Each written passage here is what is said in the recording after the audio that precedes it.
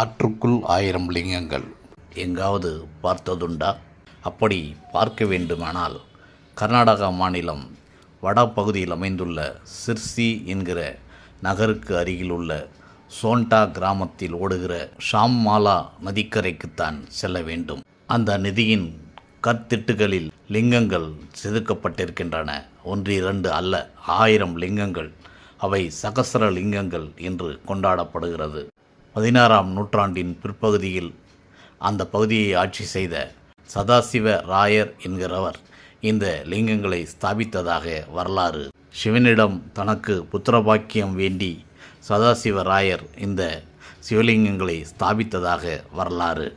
அதன்பின் அவருக்கு புத்திரபாக்கியம் அமைந்தது. அதனால் அந்த லிங்கங்களுக்கு இஷ்டபூர்த்தி லிங்கங்கள் என்றும் பெயர். நீங்களும் போய் வழங்கினால் உங்கள் விருப்பங்களும் நிறைவேறும் என்பது நிச்சயம்.